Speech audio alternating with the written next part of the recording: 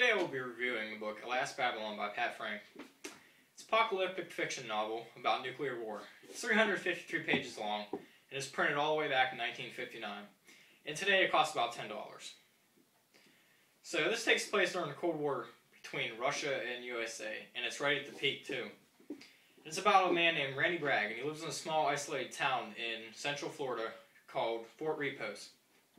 Randy, he seems to be drifting down an aimless path in life. He's a failed politician, and now he lives off his family property and the occasional legal work in the town. One day he gets a telegram from his brother, Mark, who lives in Omaha, that nuclear war is imminent. He will be sending his family down to Florida to live with him for when tragedy strikes.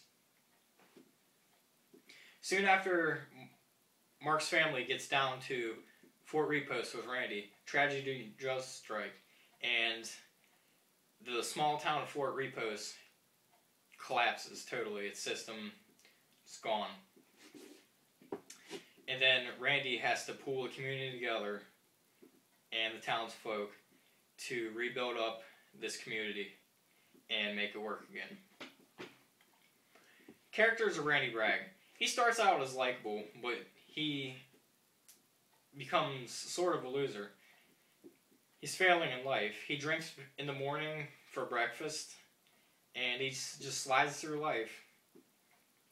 But he changes drastically once the nuclear war breaks out, and he has to become this leader of this town.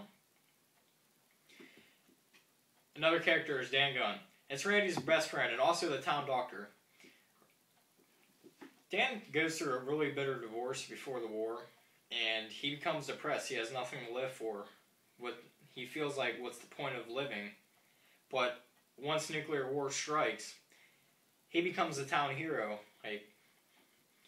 He serves these people in the time of turmoil of the nuclear disaster.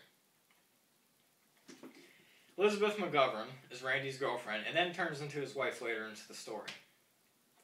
Mark Bragg is Randy's brother who sends his family down to Fort Repose to live with him. Randy is an officer in the Air Force and fights in the nuclear war with Russia. And Mark and Helen have two kids. One's name's Ben Franklin and the other one's Peyton.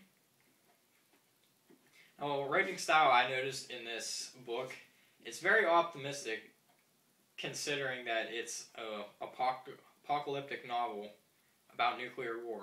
You know, in nuclear war, everybody dies. In the apocalypse, everybody dies. But it's very optimistic. It centers around this town, which completely collapses. As the system collapses at the beginning, there's bank robberies, there's suicides, there's murders, there's mob going around to try and collect whatever they can. But these townsfolk come together in Fort Repose and they drive out bandits and outlaws and any bad people trying to threaten them. And Randy becomes the leader of all this. He leads them through all these hard times. And it's very optimistic because they're always pushing forward to surviving. They're always hoping to get better. And they learn to fish and they learn to work together, learn to be a town, a family, a community. And it really sharply contrasts your typical apocalyptic scenario where everybody's dying. You don't expect optimism in death. Now, some themes I noticed in this book were survival, obviously. It's very relevant in any apocalyptic scenario, anything. This townsfolk of this town, they're trying to survive, they're trying to prevail, and they do it in means that are say humane, and there are outlaws which are trying to survive in ways that are not so humane, such as killing anybody to take their food and pillaging towns to get food. And they're just trying to survive. And another theme I also noticed was personal redemption. Randy starts out in the book as a loser. He's going nowhere in life, and it doesn't look very good for him. But once this nuclear war strikes, he becomes leader of this community. He rises up and leads them all, and leads them very well. And eventually the town does build back up from its total collapse. Now, this apocalyptic scenario of nuclear war, I think, is very realistic. There are also scenarios where there could be like zombies or aliens or mutants destroying the world.